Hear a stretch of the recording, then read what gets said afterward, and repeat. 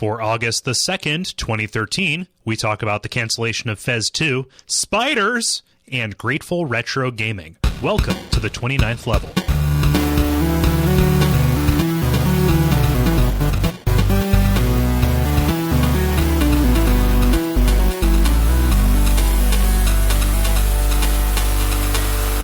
My name's Kole Ross.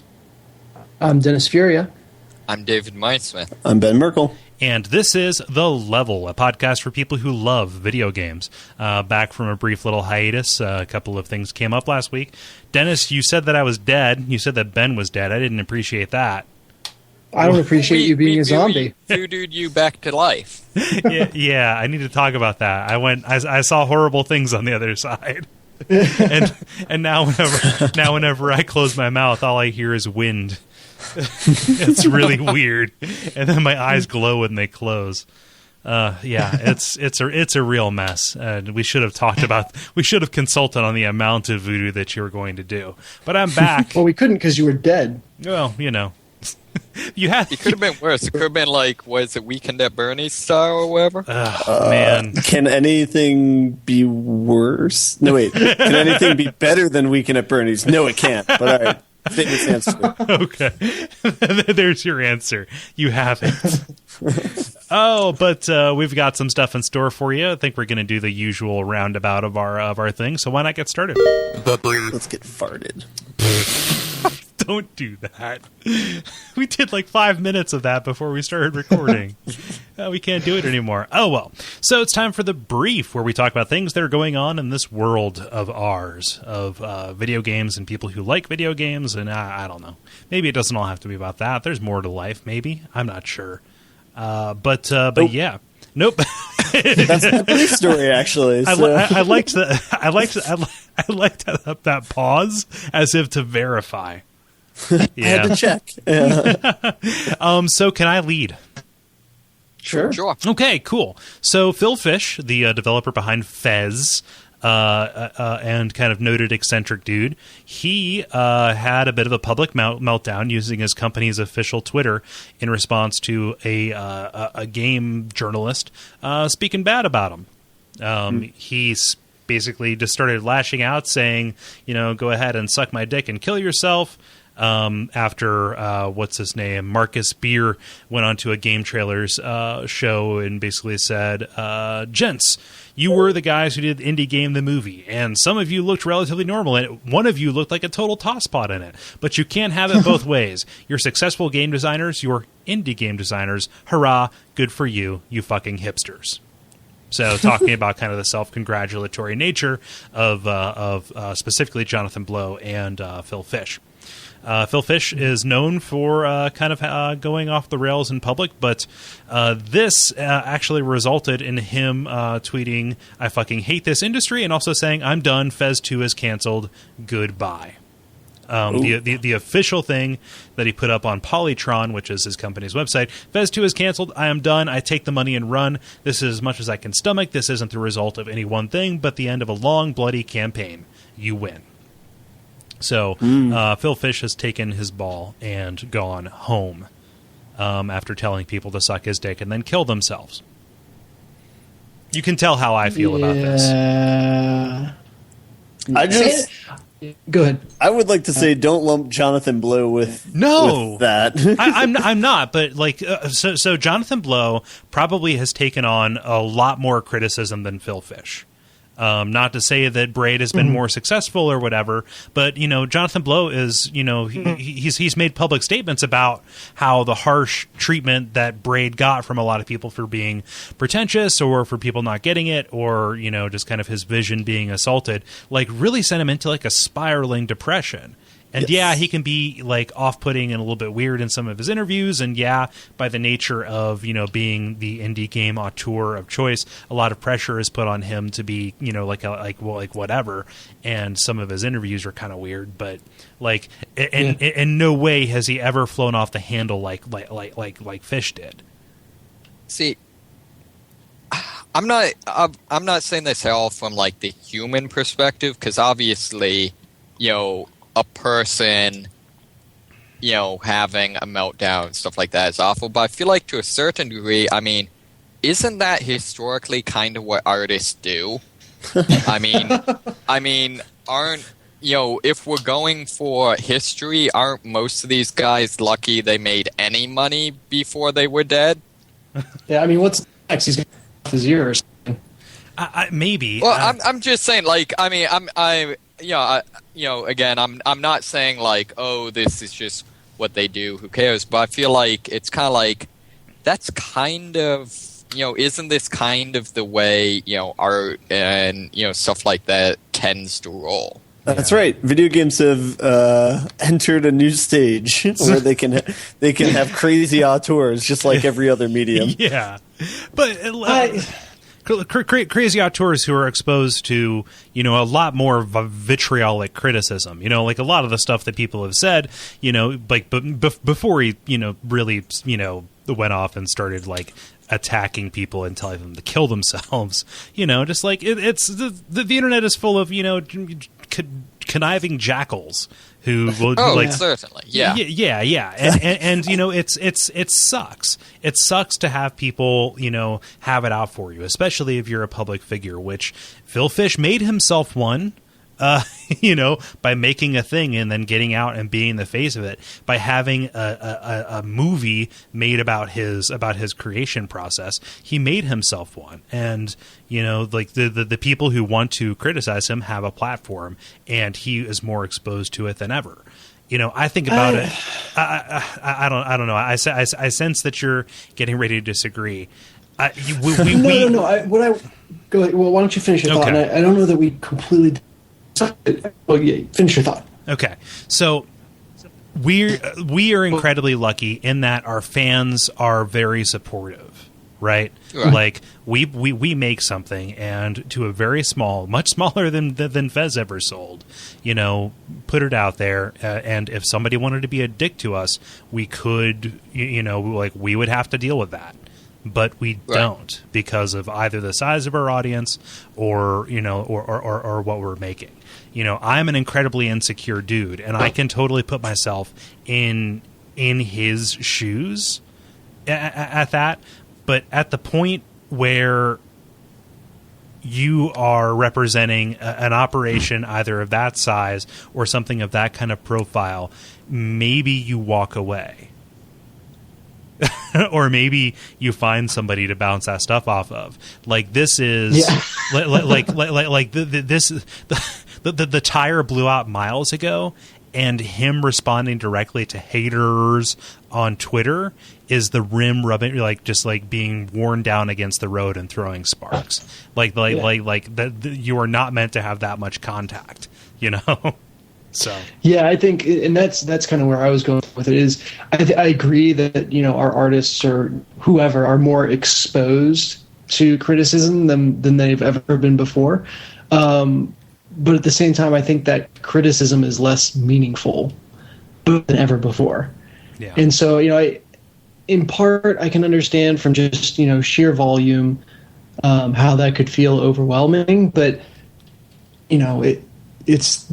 This is, and we'll get to this, but it's the internet. People get really brave behind a keyboard, and at some point you've just got to realize the fact that yes, the criticism, there's a lot of it, and it's extremely vitriolic, but it's ultimately meaningless. Yeah. And I feel like his inability, there's something with him that he hasn't been able to connect that, or I don't know what. I don't want to judge him. That didn't click there. And I think we need to like Phil doesn't owe us anything. No, I think he probably he probably found immense success by putting himself out there and by making a great game, and then realized that success isn't really what he wanted. His peace and quiet is what he wanted, and he's been looking for a way out, I'm sure, and probably struggling with how he can have his cake and eat it too. And it sounds like, at least for this week, he's decided he's going to go with the peace and quiet route. And I feel like. Go ahead. Sorry, no, I thought you were done. Oh, I was just saying that the thing that amazes me is the Cliff Belinsky wrote him an open letter, begging him to come back. Mm-hmm. Which, What's mad about that? Like, so somebody from the industry like telling him to roll with the punches. I guess that just feeds his ego. Yeah. So that's the other reading of this, is that it's an attention grab. And yeah, if you really cared about them, write a letter as a not open letter. That type of thing does exist. Not every letter has to be an open one. Send him some sage advice. Just between you and him, and sure, come around. I give it like a week before he's back. Yeah. But yeah, it'll be like at PAX Prime or something like that, where it'll be like, "Hey, I'm back." But see, I feel like kind of the other thing is, I feel like the other side of that though is, on the one hand, like, the people criticizing him shouldn't have been a thing that he should he should have just rolled with, stuff like that. On the other hand, assuming he does maybe get some stuff together and figures out what he's going to do and comes back or whatever, I feel like, on the other hand, like, I feel like these rants, like, I don't see why people really care about them. Where like someone will just crack and do some rant, and then like that'll be like the end of their career. It's a PR nightmare. It's just like, why do people? I don't know. I feel like the same thing goes both ways. Why does it matter that some guy just couldn't deal with it and needed to get out? Yeah, I don't know. It just like, I can respect somebody less for the decisions that they make about the things that come out of their mouth or publicly forever on Twitter, or so that's an interesting double standard, though. So think about this, though. What are we asking him to do? Is like, dude, when people say nasty shit on the internet, just roll off it. Don't make a big deal out of it. Learn to brush it off. And yet, when he does that and spews hateful shit all over, we react like he's held to some different standard. Yeah, that's kind of what. Yeah, like shouldn't we be saying to ourselves? Just, I mean, it's that's going to happen. Let it roll off. I don't know. I just for some reason it feels it feels different to me, and I don't know that I can articulate it very well. But it's like, yeah, I don't know. He has a real name attached to him. Right. Yeah. It's a person and not a username. Yeah. It's it's not Weed Lord Boner Hitler 69. It's it's a dude whose face I've seen. I've seen him talk, and I've played his thing. And like, yes, he does not owe me anything. But looking at this, I can decide that maybe I wouldn't want to buy Fez 2 even if he made it. I think it's weird. I don't subscribe to the slippery slope fallacy. However, this sets a weird precedent. I don't think that this is a way. I don't think that this is a way that if everybody behaved this way, we would have a better, place to be. It wouldn't make the world better. And that brings up some of the discussion that was happening over on the Watch Out for Fireballs Facebook page. Just about, that I think, there's kind of two ways you can go with it. You can decide, well, that's the internet, and then everyone just screams at each other and it's okay. Or I think what can happen is that more and more, I think part of the reason why it's so shocking is, okay, I can dismiss hateful comments from people I don't know, as just assume it's that subset of people. There's those people, so it's easy to rationalize that and forget about it. But when someone we know flies off the handle, that feels more weighty. And I feel like more and more we're becoming sensitized to, that is not a thing you should do. Right. So maybe if he did something like that, even 2 years ago, there might be a crowd of people out there cheering, "Yeah, Phil, show him," and and now there's this sense of, that's maybe not something we should be doing, guys. Yeah. See, I guess I feel like, at least for me, I think the best thing to do is kind of take it down the middle. It's just kind of like, phrasing. like, as sort of a related thing, I have friends that are, very politically different than me, very religiously different than me, stuff like that. And, they'll sometimes say things that are, personal attacks on what I believe, that sort of thing. And it's sort of like, on the one hand, there's a certain degree to which I'll be like, talk to them, say, hey, that's not cool.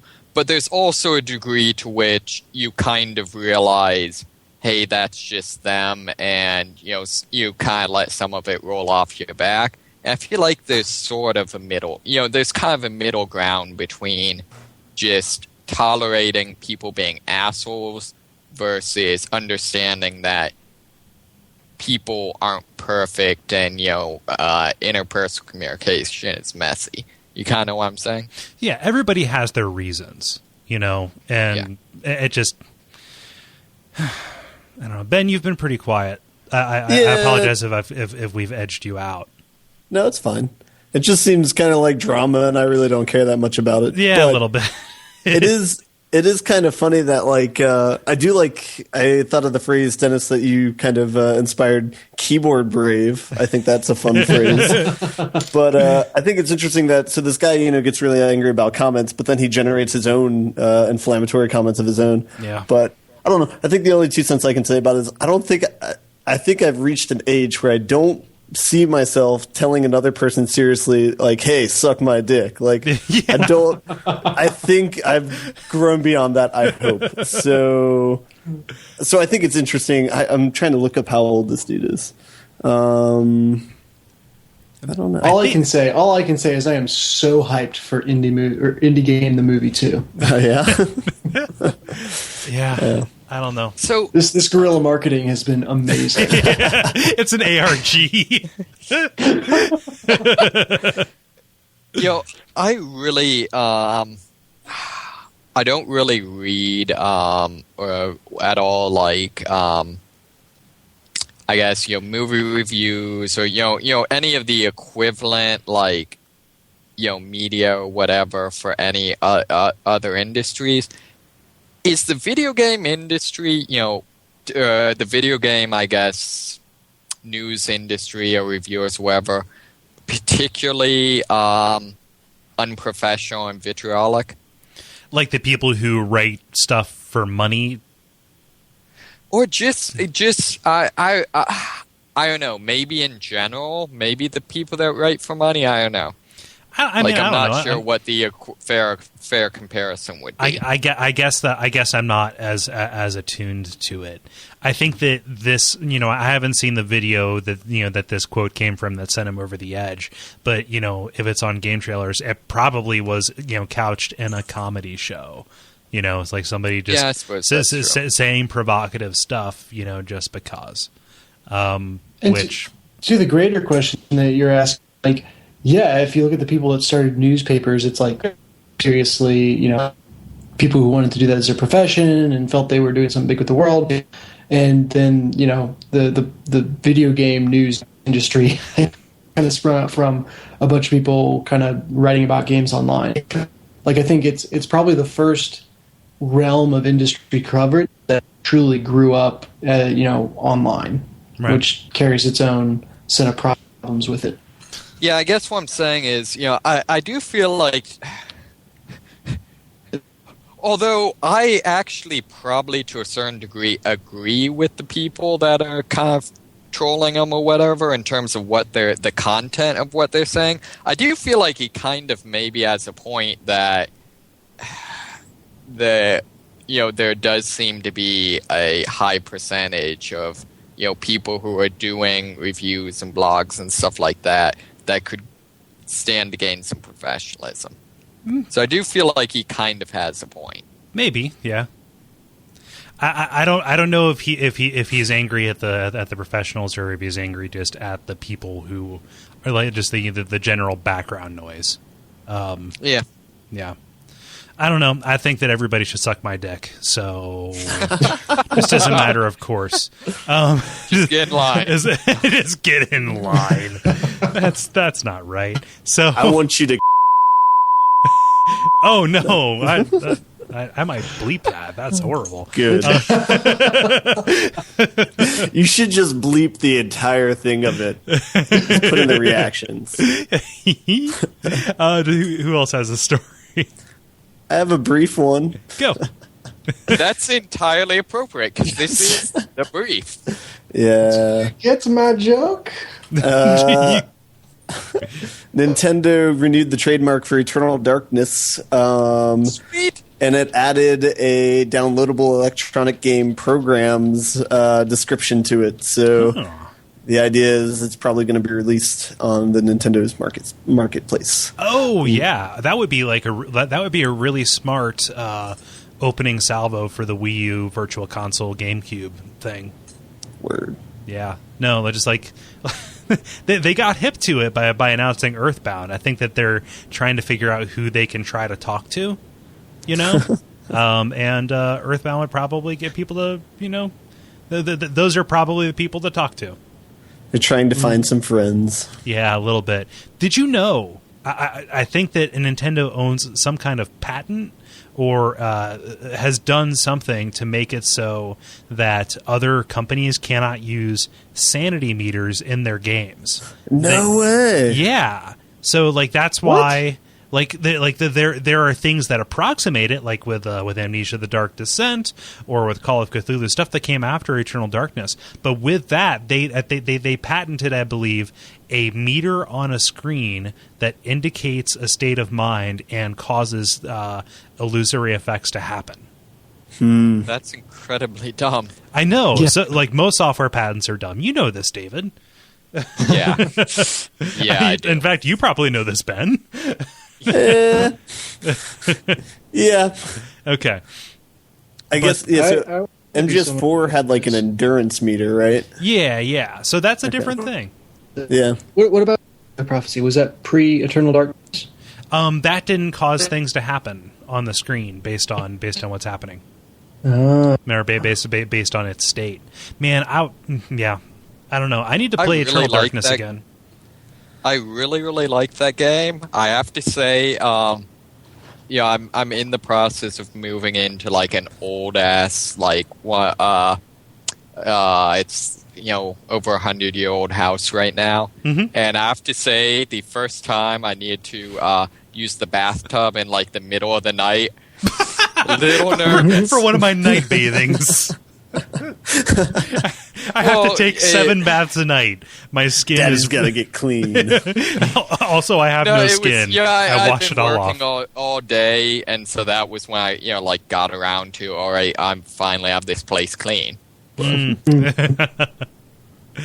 Oh man, yeah, that's it's a good game. I'm happy that I own a copy of it. The only thing that I don't like about it is that there's a choice that you make at the beginning that they don't tell you is choosing your difficulty, but it totally is.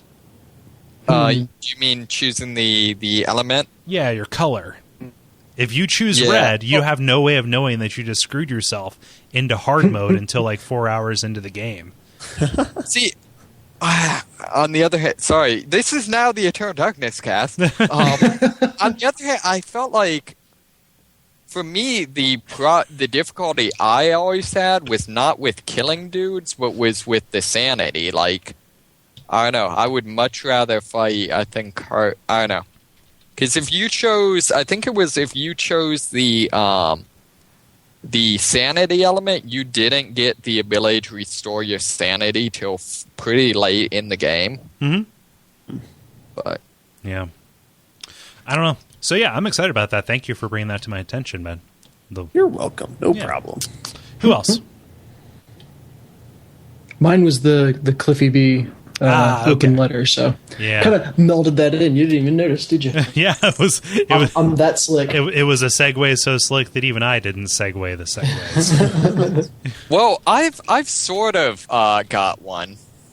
Okay, I will sort of listen. Well, I've gotten tired of the fact that I'm apparently awful finding relevant video game news, unlike the rest of y'all.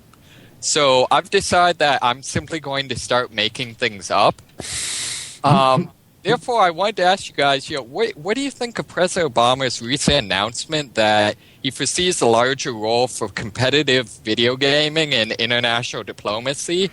Sort of a 21st century version of ping pong diplomacy. You know what? After he banned anime, I'm not surprised. Yeah, it had it coming.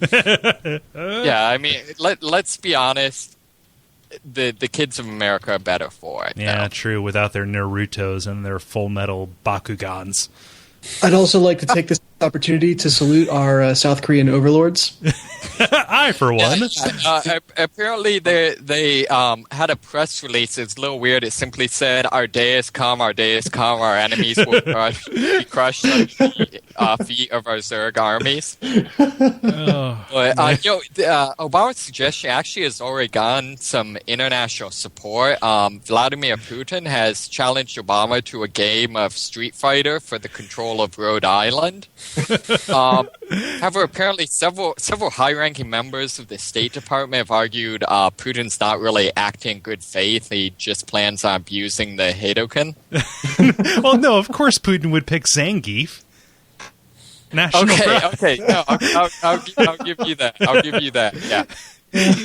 David, you realize this is more work than just going to Joystick and picking a story, right? Yes, but not nearly as entertaining for myself. Oh, that's pretty good.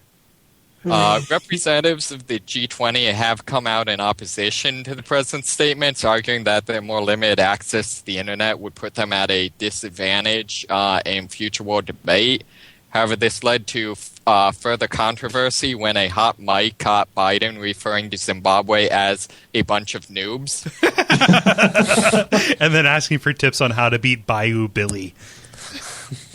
Oh! Wait a minute. Don't you have some show coming up where we force you to play awful games? Yeah. I thought that was this show. It's been it's been a thing for like 6 months. This is crazy. Where are you getting this, by the way? Is this just a David original? Yes. This is just stuff I wrote up. This is the mind of Moneysmith. I sense sarcasm, but I would like to have this again next week. That's not too much to ask. I'll definitely try. Like, truly, like, I spend all week... I don't know. Maybe it's just because I like PC games and that makes me very lonely. I have difficulty actually finding relevant video game news, so I shall make relevant. You did make this up. Yes, I did make all this. That's first off, go be a writer for The Onion, and second off, yes, this needs to happen again next week. Okay. That's pretty good. The Grind. It's time for The Grind, where we talk about the video games that we have been playing over the past week or 2 weeks, however long it's been. Does anybody want to volunteer to go first? I can go, because it's actually been more like 5 weeks for me. Oh, that's true, isn't it? Like, every time I've been on the show, we haven't wound up doing The Grind, or I've been gone, or... So just, I've got like a actually don't have a massive backlog of games, but... I've spent the last month, doing a lot of travel, spending a lot of times on planes and buses and the like, in cars, and so I've been doing a lot of mobile gaming, and fortunately that coincided with some sort of Apple sale celebration type of thing. I believe the term is celebration. No, I can't process that. Does not compute. Yeah, there was a bunch of free stuff that I downloaded. So I got Mirror's Edge, the mobile version, and Dead Space, the mobile version. Both pretty blockbuster titles, at least. And the games, one of them held up pretty well. The other one was meh. The meh one was actually Mirror's Edge. Yeah, I was very sad. That's like a runner like Cannibal, right? Yeah, but even more, I don't know. It's like that. Only it's complicated. So with most runners, there's like one simple thing they do really well, which is running. Running. Yeah. And so it's like, that you could enjoy it for what it is. But the Mirror's Edge just has, so there's not just a jump button. There's a jump and a slide and a wall run and a reverse kick and a duck slide and like all this stuff that you're doing with swipes on the screen. And it's just kind of a too complicated a vocabulary for what the game is. Adding to that the fact that the levels are actually pretty big and have some exploration elements, and it's like, hey, this is a very well fleshed out game, but it's not what I want to play right now. So I feel like if they took just the first couple of levels where it's pretty simple, straightforward running, and just iterated on that, I could get behind that, and it wouldn't need to be any more complicated than that. But because they have such complicated move sets, and because they start inserting like all these different enemy types, and because they do the exploration, it loses focus, and it doesn't work. Mm-hmm.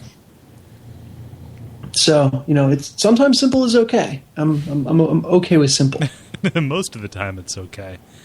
Yeah, most of the time it's actually preferable. Does it run correctly? Because when I played it, it was real sluggish. No, I didn't have any trouble with it running. What iPhone are you playing it on? Oh no, this was back around the time it first came out. It felt like floaty to me, like it was slower than I wanted it to be, given what it was trying to do. Yeah, I haven't noticed any technical performance issues. It does do it takes a while to get up to speed, and then when you start, when you do several things right in a row, you kind of accelerate, which works okay. But again, once you start exploring or hitting all the different enemies, you lose all that momentum, and it kind of defeats itself. So, right. Oh well. What about Dead Space? Dead Space is equally as complicated, but it works.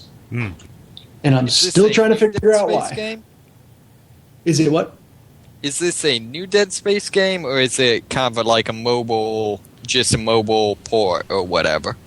So no, it is a new game, new story. Yeah, so it's the character model is pretty much identical. It looks really good, which is impressive, and it actually plays using twin stick control, and it's the first time I've ever had twin stick control on an iPhone work, which is I think it might be because it's a horror game, and horror games kind of lend themselves to a certain bit of clunkiness in the controls, be that right or wrong. But so maybe I'm more willing to accept it. But you just kind of you put your thumbs on either side of the screen. There's not actually a button or a fake analog stick you hover over. It's just if you move your left thumb around, he'll move in that direction, and then if you move your right thumb around, he'll aim in that direction. And it is surprisingly intuitive. I think maybe what it is that in a it wouldn't work for a Call of Duty, because a Call of Duty is twitch shooting and kind of quickly finding the point and shooting the point, whereas Dead Space plays at a more considered slower pace, and that kind of atones for some of the clunkiness of the controls. So Dead Space is a lot of that is about precisely shooting the limbs off of enemies. Does that give you enough precision to handle that? Yeah. Okay. Yeah, because simultaneously you're taking on fewer slower moving enemies. Mm-hmm. Okay. You're taking on fewer enemies and enemies that are slower moving. Okay, I was going to say, wait a minute. Have you beaten the game? No. I don't know how far I am through it. It feels like a really fleshed out game. I'm playing the story mode, and it's full levels. It doesn't feel necessarily smaller than the game that I played on PS3, which is incredible. Sure. Mm-hmm. And I think a large part of that is because when you play the game on PS3, you're in a spaceship with corridors and in underground tunnels, so It's all very claustrophobic. So there's not a lot to render. So that translates well. I just wonder, because I remember some of the later stages in the PS3 one, getting much more fast-paced, where it would be like, you're on a moving platform and you have to shoot enemies while you're moving and, stuff like that. So it'll be interesting to see if it holds, if the controls hold up. One of the recent levels I did was I was actually on top of the subway train, which made no sense, right? You walk up to this subway car that, the tram that runs around the spaceship, and instead of like getting into the tram, he climbs on top of this. Video game logic. Well, maybe that was actually wise. It's like, no, I know I'm going to end up here eventually. Let's cut out the middleman. Yeah, something like that. By this point, he's learned. Yeah. It's got this weird fourth wall breaking thing to it now. But yeah, it works really well. But so I've that's just the story mode, and I have no idea how far I am to this story mode, except to say that the weapons have really big upgrades trees, and I'm probably in the bottom 10% of the upgrade trees. So that tells me something about the intended length of the game. Yeah, so it's a very robust game. They also have this is pretty funny. You ready, guys? It's called a 5 minutes to kill mode. Do you get to my joke? I don't get it. Yeah, because when you have 5 minutes to kill, you have 5 minutes. Waha. And then there's a couple other modes that I haven't really toyed around with yet. But damn, I mean, it's a free game. Super, looks amazing and plays amazing. On iPhone, which blew away my expectations. And I don't know if that's just because my expectations were really low or this is really good, probably somewhere in between. And, I haven't had to pay a cent for any of this stuff. Right. I don't know if that's still the case, but yeah, pretty sweet deal. And it doesn't require you to connect to a server, so you can play it like on an airplane, which is nice. Right. Yeah. Huh. So I don't know how much it runs on a normal basis, but I would not hesitate to recommend this for $5 or so. Yeah. No, I'm curious. I find myself thinking back to how much I like Dead Space 1 and 2, and they're so long, it's hard to justify popping them back in and playing them to completion. You're looking at like 15 hours worth of play. That's an investment. Worth of heart attack inducing fun. We're worth of like really good game.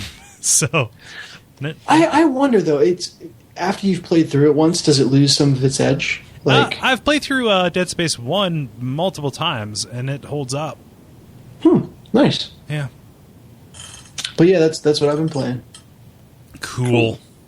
Wait a minute, why do we both are you It's like we're completing each other's sandwiches. Oh man. Yeah, I'll go ahead and do mine because I it's been fairly disappointing.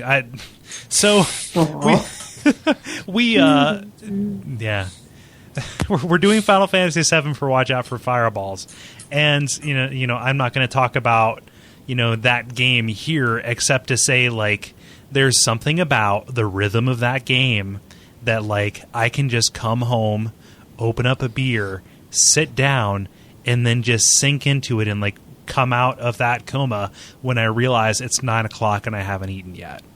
And so like it's the lazy boy of games. I guess it just like it's time travel.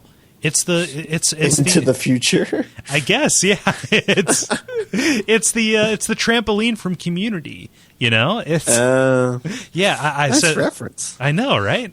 But it's just like so. I got into that, and like I swear, like over the course of like from the last time we recorded, so since the last time we did a full episode, I've put in 42 hours. Oh, holy shnikes! I know, right? That's psychotic.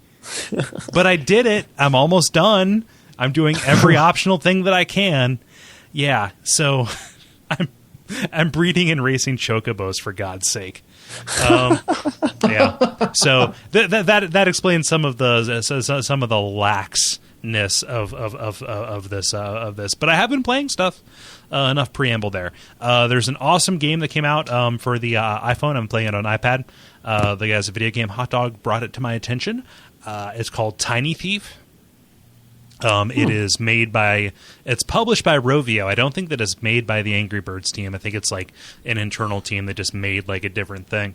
And it's really cool. So it's a puzzle game, and it's almost like an order of operations kind of thing. So single screen, you play as like a medieval thief. It's not like a ninja thing. Thank God they didn't like, oh, tiny ninja, blah, blah. Yeah.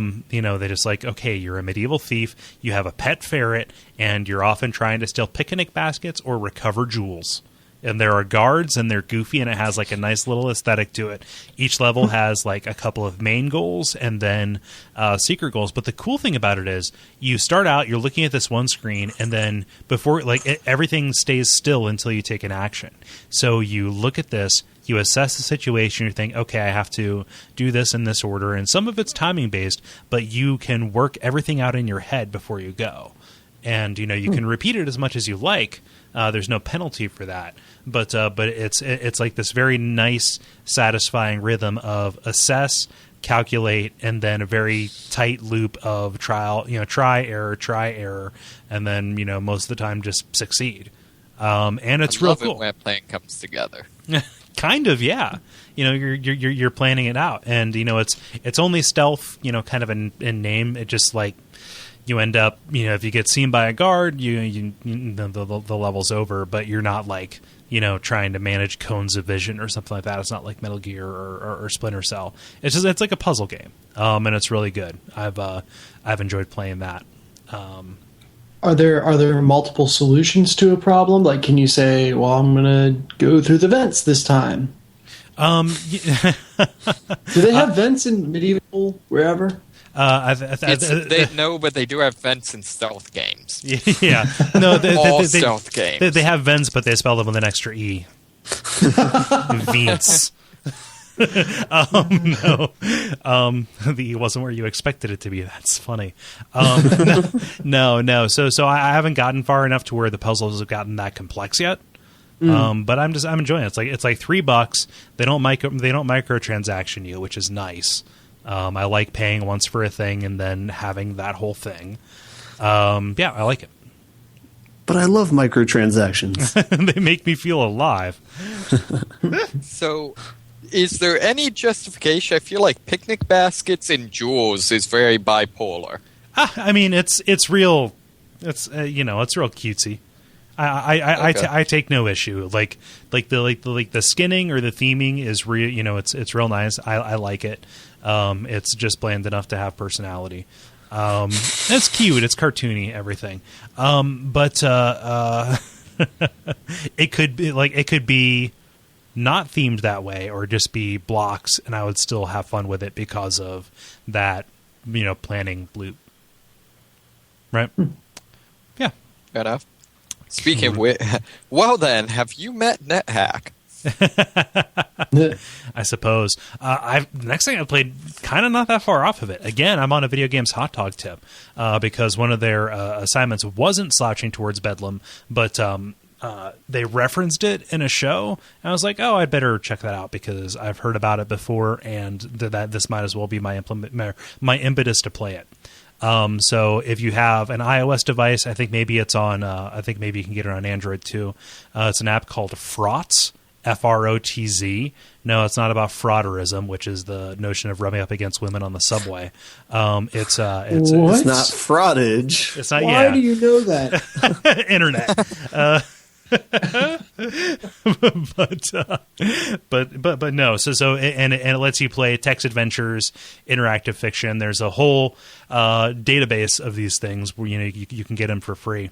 And Slouching toward Bedlam, it's really cool. Unfortunately, it's one of those things where I can't say anything about what's cool about it without spoiling it. It's real short, but it kind of works the gaminess of it, things like saving and reloading into the fiction, in a way that is that's pretty cool.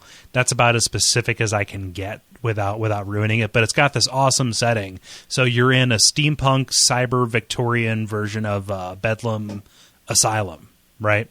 And you start out, and you know, like most of it, it's more fiction than interactive fiction. You're listening to these phonographs, you know, of your kind of notes to yourself, kind of explaining, like, you know, what the world is like and where you're at, and, you know, this new patient that you're getting and how things are going wrong. And then the final one's like, oh gosh, everything has gone wrong. You have no memory of you know, I guess you have memory, but you don't, something like that. And the course of the game is to kind of figure out what's up, and then you know, do something about what you find out about, which is, again, appropriately vague.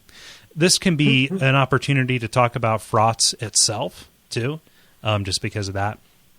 So I like the notion of being able to play text adventures on my iPad.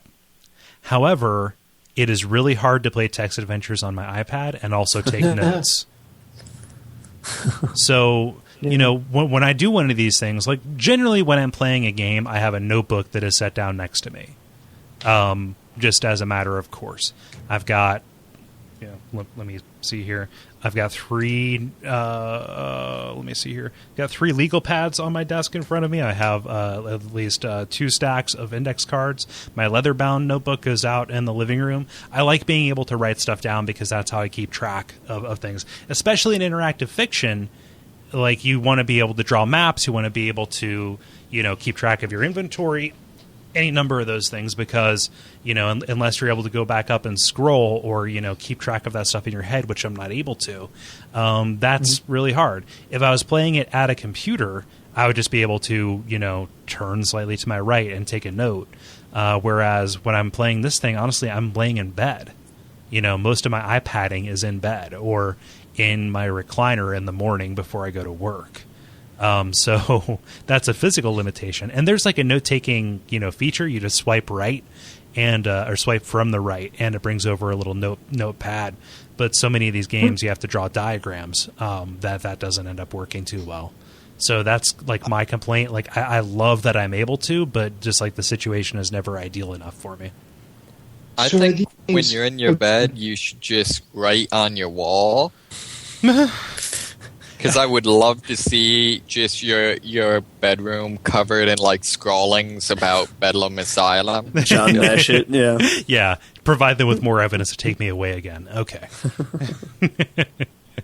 Dennis, you were about to say something. So are these games that ports of some other game that is not developed for this platform, or is it totally games that are you know, kind of made within this? No, okay, so Fraughts is just like a general, like, all-purpose emulator for a bunch of different engines and parsers. Originally, like there's a whole interactive fiction, like, community scene. There are festivals and, you know, competitions and things. Twine is one of the ones that's really popular here recently. And then I don't think Fraughts doesn't do Twine, but these are just games that people have made that, like, okay, here's the content. You can either run it on something that does this parser. A lot of the times that's, like, done in a web browser, or it's a standalone client kind of thing. But Fraughts is just like an omnivorous way to play a bunch of these different protocols. Gotcha. So it's not like the artists or the developers, you know, knew that it was going to be played on an iPad or what have you. Right. They should have known better. It's just like this is a limitation you're going to have. I think this was made in, like, 2002. Oh wow! Yeah, really? yeah. Well, I mean, most of these when Blackberries roamed the earth. Yes, I played. It was originally developed for the Palm Trio, but yeah, I like it. Except for the whole taking notes thing. Try it. It probably takes about, like, 2 hours to get through.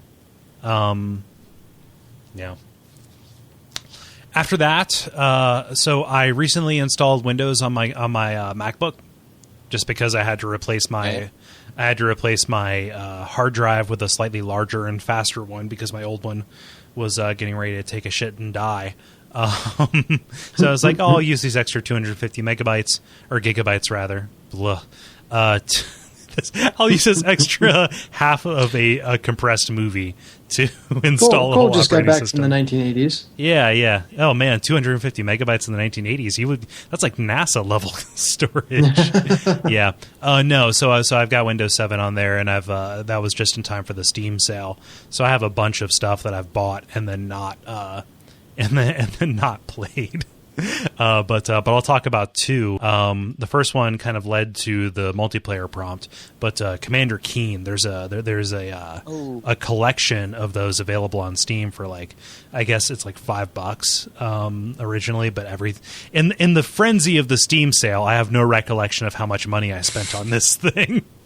I went back and calculated. I went through all my receipts in my email. Don't ever do that.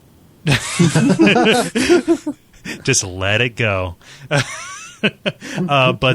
yeah, no. So Commander Keen, platformers that were developed by id Software back in the late 80s, early 90s. And you can get all 5 of the episodes. Initially, they were distributed as shareware, but yeah, they run really well on a modern system. Obviously, just through DOSBox is what it is. So that's cool. So I immediately loaded it up, and this is the weird nature of Steam. I load it up and I get an instant message from somebody on my friends list who says, "Oh, you guys need to do this for WoF." And I was like, "Huh, I hadn't thought about that."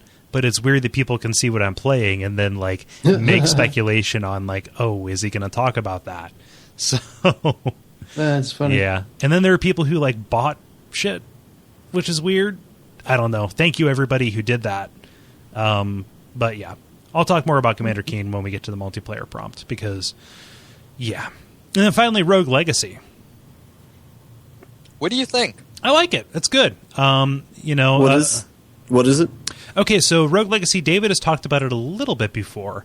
It is a roguelike platformer whose hook is that instead of being a roguelike in the sense that you die and you lose everything forever, you are a family whose lineage is on this quest to avenge the murder of their patriarch, right?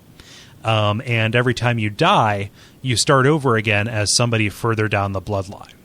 And the cool thing is, and kind of the hook, and shows the sense of humor. This is developed by the guys who did Don't Shit Your Pants. The cool thing is that each character that you play as, in addition to having a class and different stats, they have traits. Either physical or mental. So you can have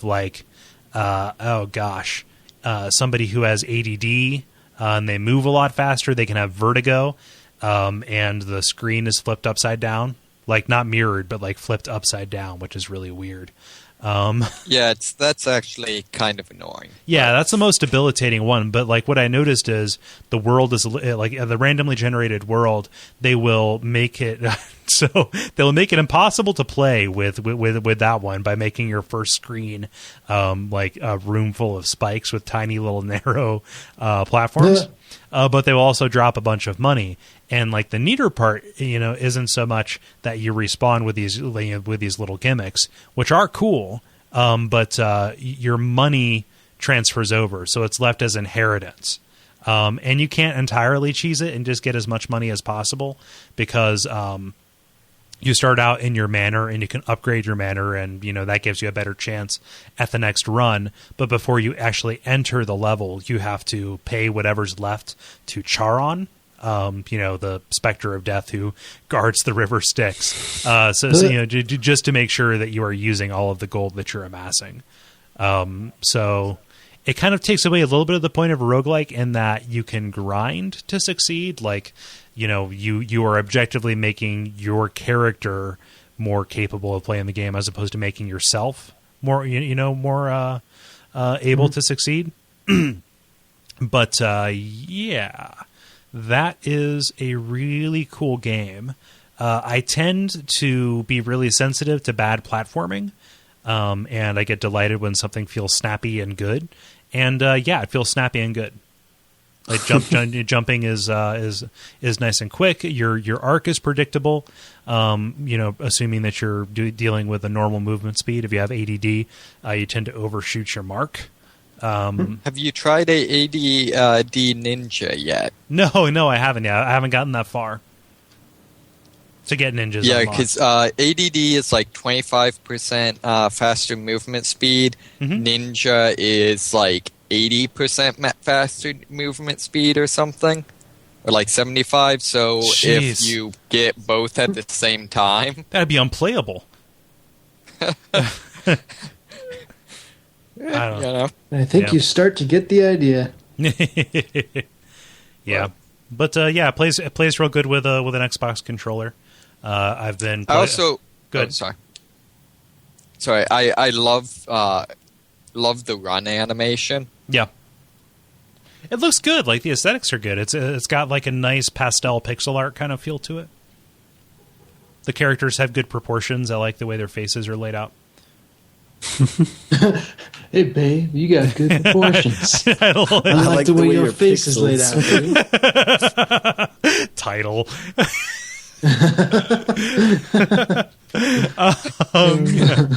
Yeah, I'd recommend it if you have a Windows-capable machine.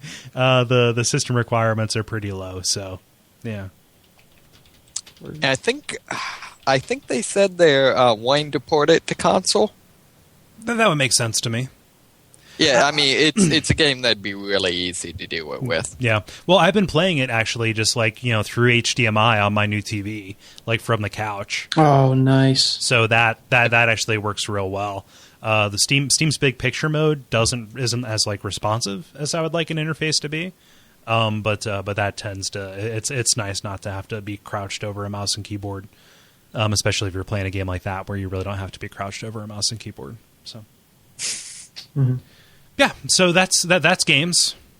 Nice. I've made minimal progress in The Last of Us, not enough to appreciably talk about it. Sorry, Ben. That's all right. Yeah. Oh, holy crap! It's been so long that I haven't talked about playing The Last of Us. You beat that game yet? No, I'll talk about it when I beat it. Okay. Yeah, sorry. I feel bad. That's a thing I've done. I feel like I'm guilting a lot of people in this because there's a guy at my work who, like, every Monday he'll be like, "Yeah, I didn't play it all over the weekend." Like, it's okay. Don't worry. That's funny. It's okay. I'm judging you, but it's all right. I think less of you, but that's okay.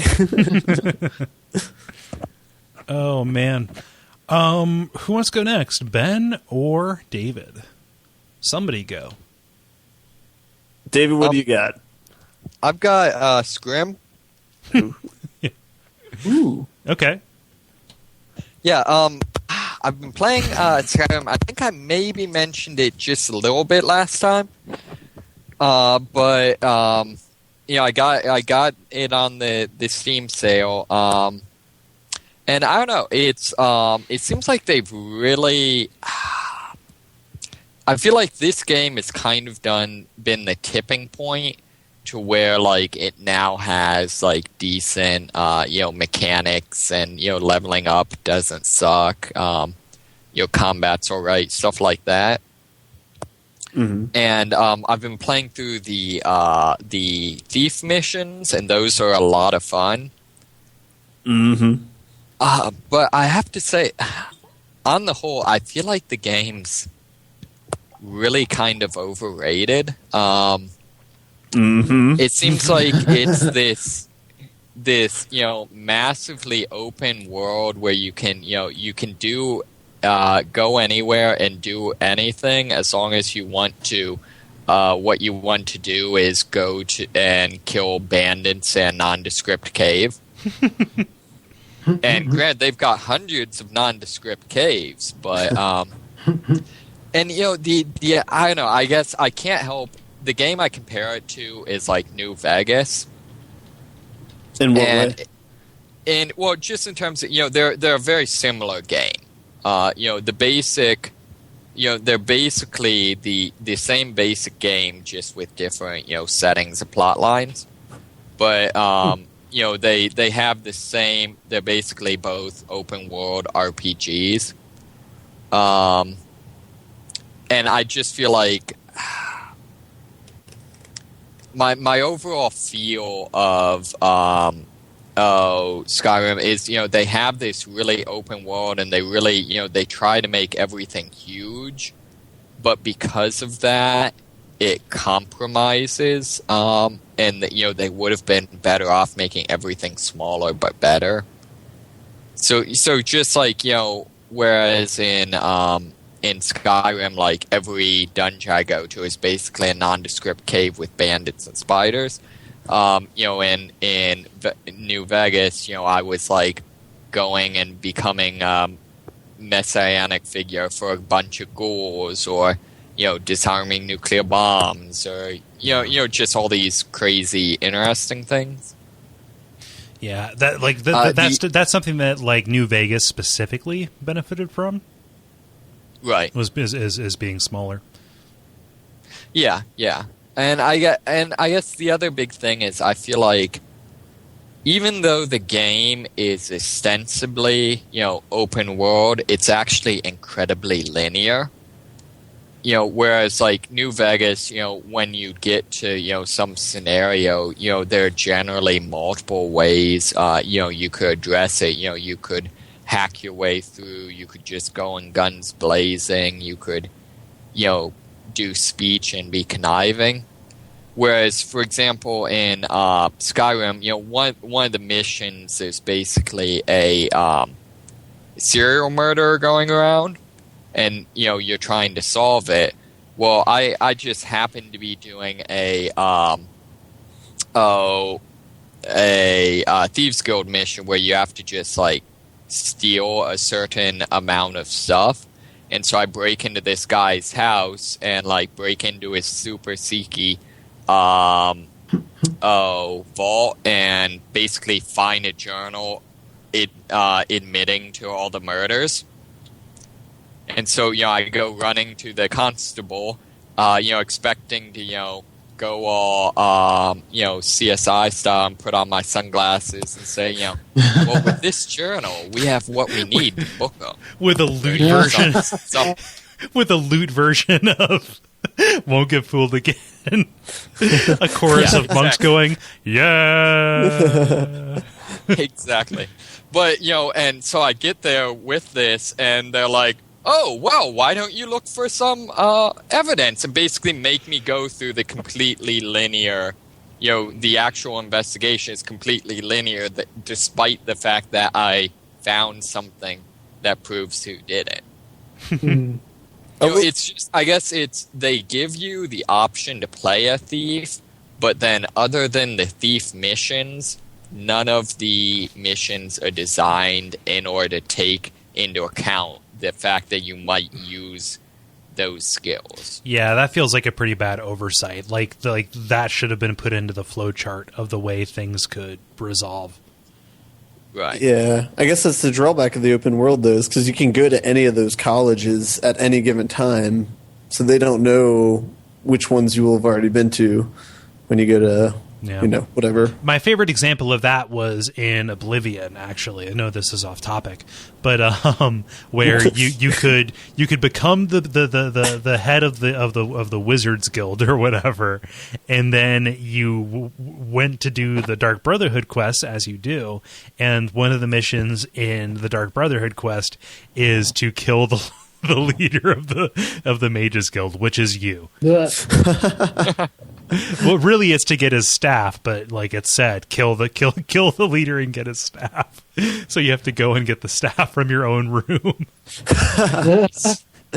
So, random side note. Speaking of open world, have any of you ever actually played Stalker? Now that I have my Windows machine, I have it downloaded on my Windows machine. Okay. So no. No. Having bought and installed something is no guarantee that I've ever launched it. Okay. If that's your question. Well, you should play it, and once you do, that question will make much more sense. But that's neither here nor there. Yeah, but I feel like New Vegas managed to do it. Put in like, hey, someone might try to lockpick this, or to take even a step farther. Basically, Deus Ex was a open world RPG, and that pretty hardcore let you do things out of order. Yeah, I mean, I feel like I like Deus Ex, so don't get me wrong, but it's definitely more boxed in than like something like Fallout or Skyrim. It's kind of more like Knights of the Old Republic, where you kind of have an open area that you can explore, but then to get to another, it's by putting more constraints, they were able to like be non-linear because they could actually say, like, at this point you will be able to do X, Y, or Z approach. Yeah, I guess my overall feeling though is I feel like this was sort of end up being like a sliding scale between how big the world was versus how like non-linear interesting you could make it. And I feel like the problem is they just slavishly. Are you slavist? Yes. That's one way to put it. Let's make this, completely huge world, and ended up, all this stuff in the world kind of sucks, whereas they should have compromised. It's the same thing, like the combat system. On the one hand, I feel like Fallout New Vegas, recognized, hey, our combat system doesn't work. It's all right, but it's not great, so let's give the option of using the VAT system. Whereas, like, in Skyrim, all the enemies, playing melee, it always ends up becoming just, who, can I kill him before he kills me? Yeah. So, so the only strategy other than just standing there and hitting them and, having a slugfest is to, go train them and get them to attack the nearest village. And in World of Warcraft terms, they made it so open that inevitably every boss battle becomes tank and spank. Mm-hmm. Yeah. But New Vegas also gave the option where you could be a brawler and made that like a legitimate path. Right. But I mean, still though, you could still use that with the brawling, right? Yeah. I think. Because like the problem with this is like particularly the dragon battles, because they're not humanoid. The blocking system, they don't really have that great of tells for you to use the blocking system, and that's the only thing that makes combat interesting. So literally, like, I'm standing in front of this, like, dragon that's like that. Its head is the size of I am, and my best strategy is to stand right in front of its jaws and just hit it with a sword. Yeah, that's why I went archery. Yeah. See, that's the thing is, it seems like archery is basically like, I feel like they should have just said at some point in the game, hey, if you're playing this game, you want to do archery. That's there is a correct way to play Skyrim, and it's archery. Yeah, that's funny. But what if I want to wail on things with sticks? Then you're doing it wrong. Also, there's effing spiders. And? I despise them. True. They are evil. Yeah, when you said you were going to play that, I knew that would be a sticking point for you. Yeah, I just feel like, again, that was a dumb move. To put spiders in. I think spiders are a standard of the genre. But again, one of the things that I felt was actually rather smart about New Vegas is they have a lot of insects. They pull in that vibe, that feel. But at least from what I've seen, spiders are unique. A lot of people are a lot more afraid of spiders than they are of other insects. If you look at afraid of spiders more than they are afraid of insects, please. Huh? Spiders are not insects. I realize that's me being pedantic. What I'm saying is, they're two very comparable things, and there's a lot of people that don't like bees, but it's, in my experience, it's not quite the same. And my point is that Fallout New Vegas has no spiders. So that's why it's a better game. Well, no, I think objectively, I think it's a legitimate game design decision to say we can accomplish the basic point. Having giant ants accomplishes the same basic thing as having giant spiders. However, it won't make the game unplayable to a significant portion of the human population. I would like to see figures. Yeah. I maintain that more people are afraid of spiders than other insects and creepy crawlies. I think that so one of my lampreys, those things are horrifying. Well, one of my favorite mods. Forgive me if I talked about this last time. It's been so long. One of my favorite mods for Skyrim that I read about was one to turn the frost spiders into bears. Uh-huh. And bears are a lot scarier than spiders. See, but it's not irrational. In terms of, it is clearly not. And I know it's not rational, but still, I'm just giving you shit. I would never. Sure. I'm sure that I've gone on much. Okay, I'm afraid of goofier things than that. Ugh. Yeah, I don't know it. It annoys me when games do that.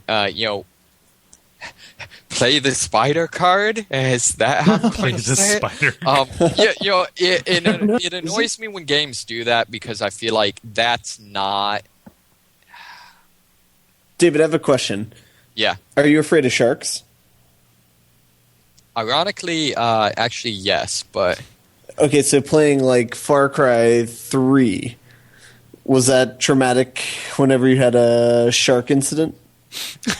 I actually was very tactical in that. I equipped my effing explosive ammunition sniper rifle, and there were no more sharks. Took care of it before it was a problem. Okay, I mean, but yeah, because I was terrified during those encounters.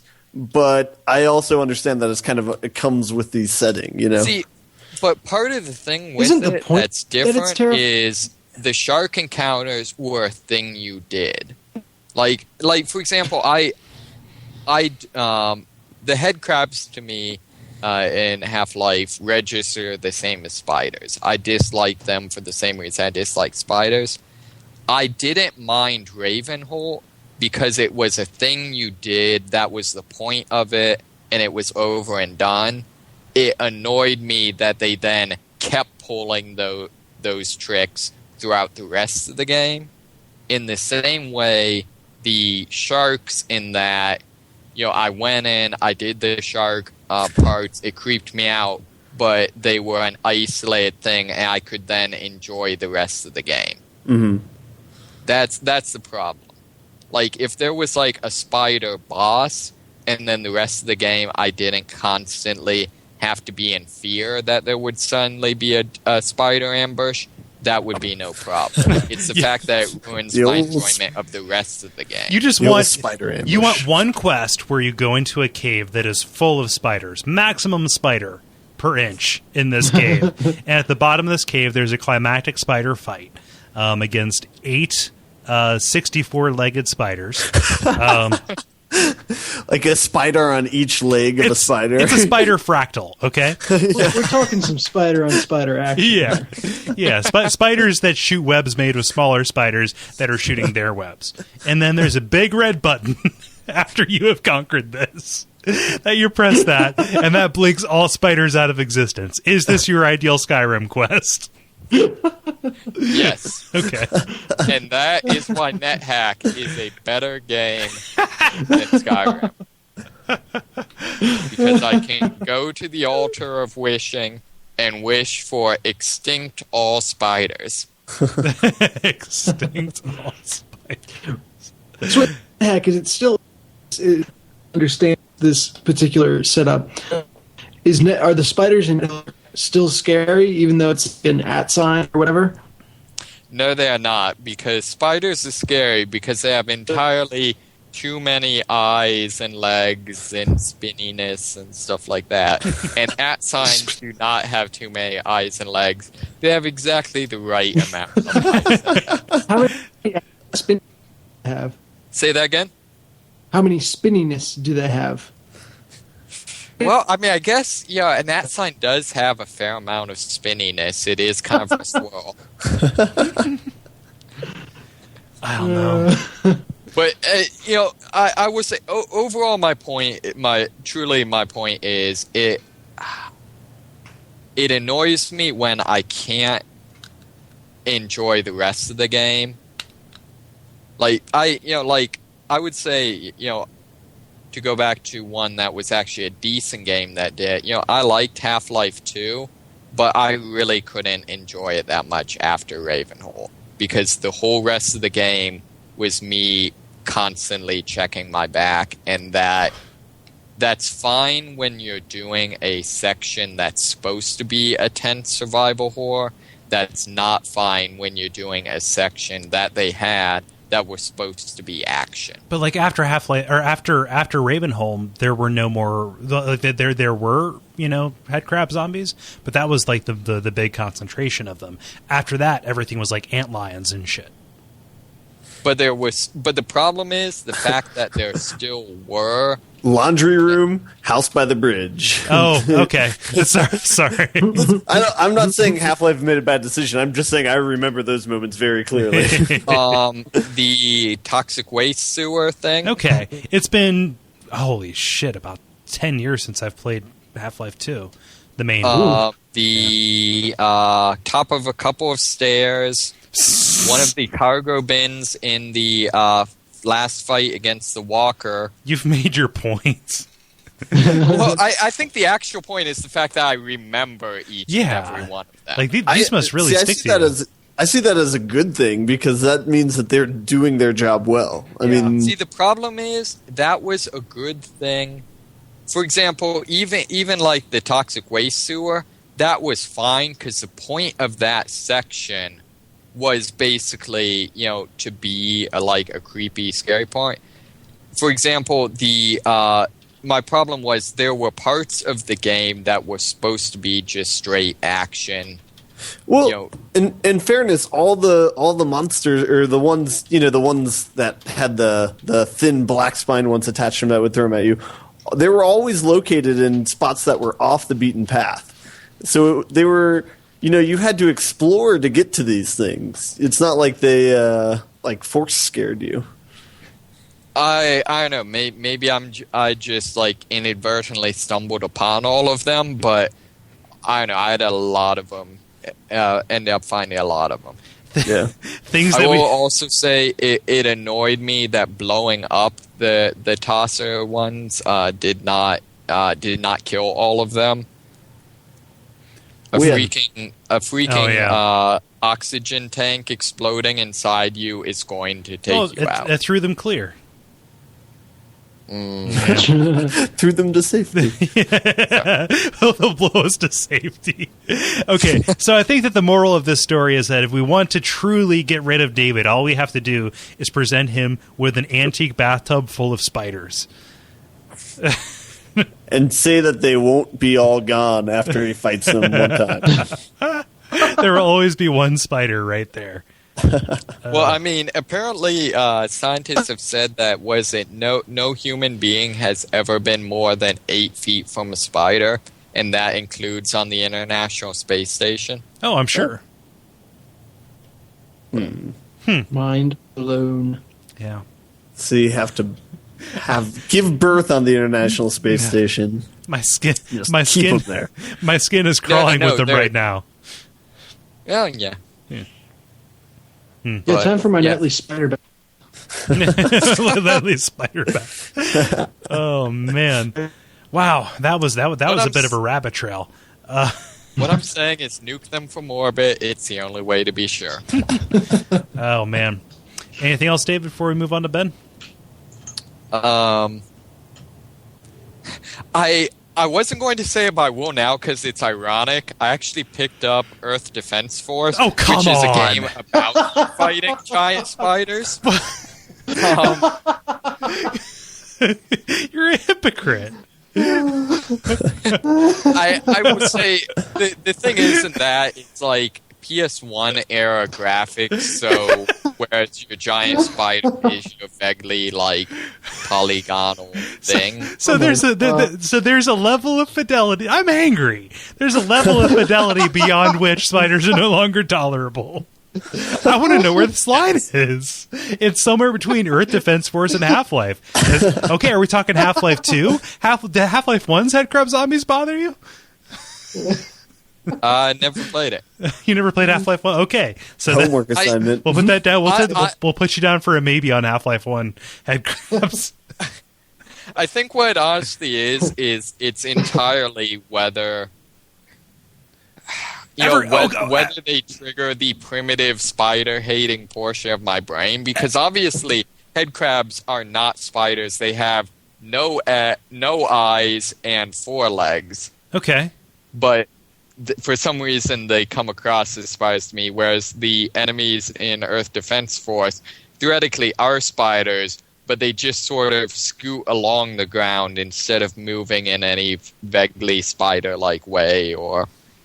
whatever. But the more of the story, though, is the game is crap. Huh. I got a lot more out of the story than just that. I don't know about you guys. Okay, so what about EverQuest spiders? I was not a fan. Yeah, no, they're the size of houses. Okay, so there we go. Let's crank the line back a little bit. Most of the point, I could deal with them. The point when a giant house-sized spider suddenly clipped through the end wall scared the crap out of me. True. You're just going in, trying to figure out their inane quest system where I have to hail everyone, and all of a sudden, giant effing spider. I've heard that Earth Defense Force is actually best if you're playing it with somebody. To where you can appreciate the B movie nature of it. See, that's my what I'm hoping. Yeah, I'm hoping to do. I got for someone's birthday present. But the problem is the gameplay is incredibly floaty. It basically feels at all times like it's lagging. You're doing a lagging slowdown thing, but that's just the way the game plays. Right. Dennis? No, that was a laugh. Okay. Yeah. What about Skulltulas in Zelda? Yeah, not a fan. Okay, cool. So we put the line there. So it's somewhere between... I hope you're making an Excel spreadsheet of this now. It's a Venn diagram. We're trying to figure out, theoretically, where this line is. Sorry. Oh, man. Ben, how about you? What up? Do you remember that one level episode? Where they started. What the fuck were they on? They were dead one week. The next week they were talking about weird things. All right, so I got 2 things. I beat Mass Effect 3 is the first cool. one. I got some of your text messages about that. Yeah, they weren't too happy, I imagine. Or they were probably decreasing in happiness as they went on. So I will not spoil anything because I know 2 of you guys haven't played it, I think. I haven't even played 2 all the way through. Yeah, you got to hightail it just gets bad. It's something about third games and series. I feel like a lot of series kind of dropped the ball in the third game, and I think this did that. It had an ending that was similar to some other games that I will talk with Kole about in privacy after this. But yeah, suffice to say, I was disappointed by the game design of it. They made some choices with the structure of the game that I was not too happy with. And yeah, especially because I thought they could have done a lot of cooler things with it, but They did not. So when you say they made bad decisions, are you talking like narratively, or are you talking like specifically what they were making you do in the missions? Just like the overall structure of the game. Like, okay, you can kind of define like the structure of the game of like Mass Effect 2, where it's like, okay, the entire game is building towards the final mission, and you're trying to bring a crew together, and so it kind of trees out from that. But the structure of the game of Mass Effect 3, like the way they had it set up and the plot points of it, I did not understand why they did some of the things they did. Yeah. So. Yeah, it definitely feels more like Mass Effect 1 than 2, but it's like in the sense of it not being fun. I guess so like that the structure of 2 is just so perfect, right? Like you said, the whole crew recruiting thing, it just it makes sense. The crew recruiting, like with these mandatory story missions that kind of like come up at just like in the middle, like that mark the a break in the pacing, and like, okay, here's we can do what we want, and then story. Mass Effect 1 had something cool going for it too, in that you had the Citadel stuff at the start, and that was kind of neat, but then it opened up into like the Knights of the Old Republic. You had several different worlds you could go to and do them in any order, but then once you got to the end of any of those worlds, you went to whatever it was, Vermeer, and then Ilos, and it's like all of that.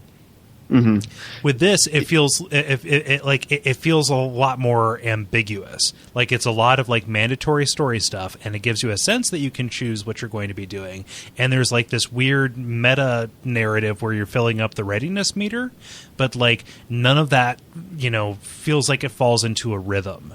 Like none of it makes like any of it feel especially memorable, because you get the sense that you're just kind of going around tying up loose ends.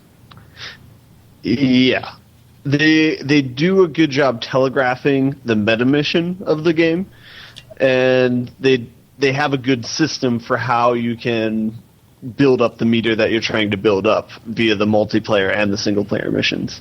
But yeah, there's never a real good payoff for it. You really don't reap the rewards of the work that you put into it. Reap. Waka waka waka. I love the half-hearted waka waka waka. Continue. That's what a clinically depressed Fozzie sounds like. You're welcome. Yeah. So maybe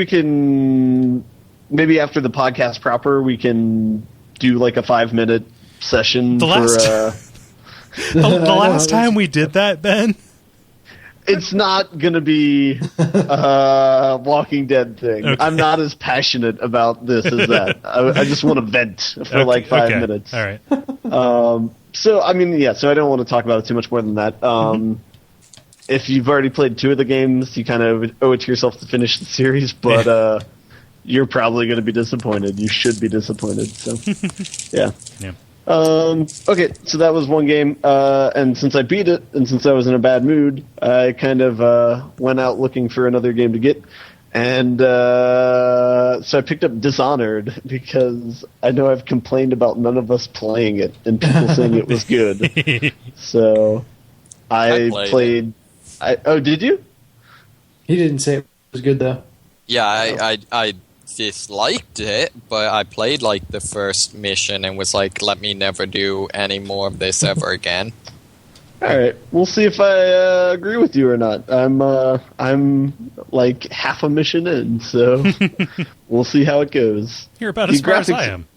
The graphics are not as impressive as I thought they were going to be, so they look a little dated, but that's okay. But the design's good. I like the color palette. Yeah. So yeah, is it hyped based on graphics? I don't know. I guess all the videos I saw of it beforehand, they didn't look as aged as they do now. Right. It's what, a year old? How can it be aged? I think that they were starting out behind. They look like towards the beginning of the life cycle of the PS3 sort of graphics. The game looks like Fable. Ooh. I would disagree with that assertion. Like, it's got... The characters are proportioned like BioShock characters. Mm-hmm. Yeah. But I do not think they have the definition of the BioShock characters, however. Right. I don't know. It did spawn, I don't know if you've gone far enough to, like, screw around with this, but it did spawn one of my favorite memes, though. I probably have not gotten that far yet. I'm half interested. Have you gotten grenades yet? No. Oh, well. Okay. Like, I've played 5 minutes of this game. I'm really at the beginning, so yeah. I'll keep you updated with that. Well, the guards, if they see you or like you they detect you and then you successfully hide again, they'll do the whole like, must be nothing, but like generally, since they're in the middle of a rat plague, generally their response will be, oh, it must have been a rat. So there's one of the memes is, hey, someone threw a hand grenade at me. Must have been a rat. Oh, yeah. I'll be excited to hear more about the thing that you're playing vis-a-vis Dishonored. Yeah. I'm going to be playing it here eventually. This is basically just tiding me over till Grand Theft Auto 5 or Saints Row the 4th. Yeah, either or. Is it bad I can work up no excitement whatsoever for either of those games? Really? What? It is, in fact, bad. And after... Yeah, we got a problem. No, after loving Saints Row the Third, like, I just... open world Grand Theft Auto likes are just... No. Yeah, I don't know. I can see not being excited about one, like in favor of the other, but not being excited about either. I don't know. Yeah, maybe I just need to watch more of the hype or something. Yeah, well, I know nothing about any of them, so I just know that, hey, maybe I will be interested in seeing this. But I think that this is just a ploy on your part to make me comfortable letting you around my copy of Saints Row, Saints Row 4. As opposed to my initial plan, which was to lock it behind bulletproof lucite. Have you guys followed the adventures of Saint Row the Fourth? I'm going to just call it that. Saint Row? Yeah. In Australia? No. It was denied classification. Particularly, they apparently had a problem with the dildo staff thing. And so they made Saints Row 4 Australia edition. Okay. Where they tamed it down and they still denied it classification. But it's worth reading. Joystick was where I read it, but there's a couple that have excerpts from the analysis by the ratings board, and they're hilarious. Those are across the board, even for ones that they don't reject or deny.